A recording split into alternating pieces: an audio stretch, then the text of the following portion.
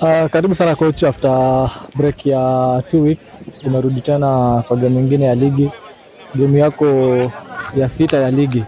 How do you feel going to this game? Of course na feel niko energized.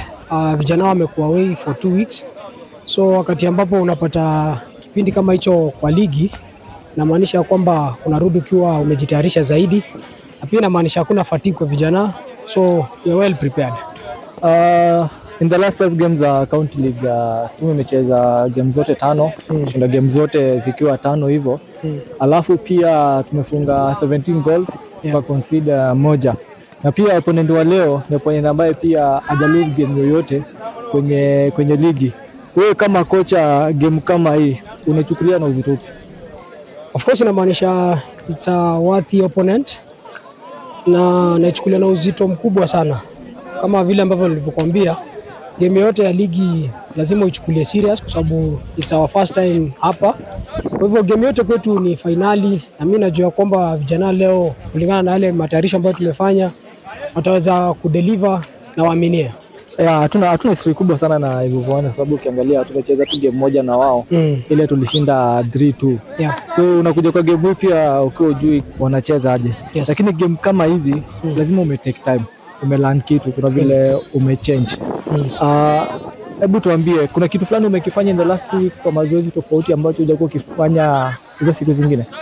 Of course kuna changes ambazo zimefanyika kwa kikosi, na pia hata kwa positioning.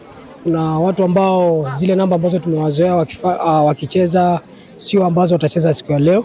Kwa hivyo kuna changes mingi sana, na the fact that ni opponent ambaye sijazoeana naye, pia ni wachezaji ambao nawajua, so the match ambao nawajua, I think nimetayarisha vijana na najua kwamba watafanya poa. In the league, threat yao kubwa sana ni mchezaji nimesikia sana akiitwa Asha. Ni player ambaye pia wewe unamjua.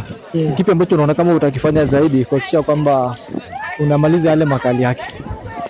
Mimi nimekuja kucheza, najua Asha ni player mpoa, ni player ambaye tunamjua vizuri sana, but siwezi concentrate na player mmoja ni lose focus ya game. Mimi focus yangu nimekuja hapa nicheze game, nipate mabao na zaidi nipate zile point 3. Kwa hivyo I'm concentrating more on my game, so labda wao wahuzunike vile ambavyo wataweza kuhusika na wale maplayer ambao wako side yangu, lakini si mimi. Wacha tucheze tu ball, sisi tumekuja kucheza na tushinde. Leo kwa squad hatuna Kim. Hiyo experience yake imekuwa muhimu sana hizo game za ligi.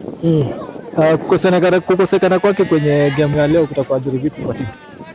Of course wakati ambapo unaona una miss player na unapata hiyo shimo inaonekana, inamaanisha una depth, lakini nilikuambia tuko na depth poa sana. Kuna players ambao wanaweza replace na wako equal to the task or even better. Kwa hivyo ni mambo ambayo yanafanyika, sometimes unakuwa kuna yule player au una yule player, but kulingana na ile depth tuko nayo, mimi najua niko na replacement poa yake, na yule ambaye yuko pale atafanya vizuri. Shukrani sana. Asante.